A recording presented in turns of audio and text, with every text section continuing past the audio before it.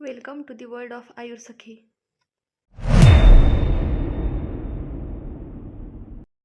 चला तर आज आपण पाहूयात बालचतुर्भद्र रस या कल्पाच्या घटकद्रव्यांची ट्रिक. तर याचा रेफरन्स काय तर बहिष्याच रत्नावली बालरोगाधिकार 7वा अध्याय, सॉरी 71वा अध्याय.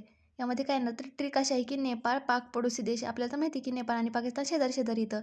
मग आता एन पासून काय येणार नागरमोथा म्हणजेच काय तर मुस्ता. पी पासून काय येणार तर पिपळी.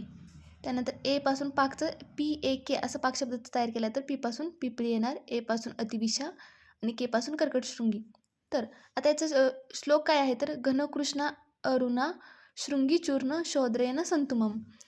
हा चक्रदत्तांचा श्लोक आहे. तर त्यामध्ये काय म्हणतात की घना, कृष्णा, अरुणा आणि शृंगी हे सर्व मिळून काय बनणार तर बालचतुर्भद्र रस बनणार आणि प्रत्येकाचा काय घ्यायचं तर एक भाग घ्यायचा आहे. मग तुम्ही हा वाला श्लोक लक्षात ठेवू शकता किंवा ही ट्रिक लक्षात ठेवू शकता. म्हणजेच काय नेपाळ, पाकिस्तान, पडोशी देश म्हणजेच काय तर नागरमोथा, पिपळी, अतिविषा, कर्कटशृंगी.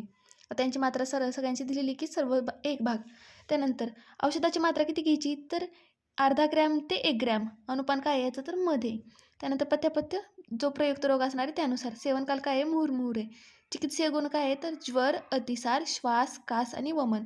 आता प्रोबेबल मोड ऑफ ॲक्शन काय आहे तर जाठराग्नी प्रदीप्त करतं, ग्राह्य, अतिसारनाशके आणि ड्रग इन इरिस्पिरेटरी डिसऑर्डर. हे आलं लक्षात. त्यानंतर नेपाळ आणि पाकिस्तान पडोसी आहे म्हणजेच काय नागरमोथा, पिपळी, अतिविषा आणि कर्कटशृंगी ही सगळ्यात सोपी ट्रिक आहे. याच्यापेक्षा सोपी ट्रिक मला नाही वाटत कोणती असू शकते. तुम्ही ही लक्षात ठेवू शकता. आय होप तुम्हाला ही ट्रिक समजली असेल. थँक्यू.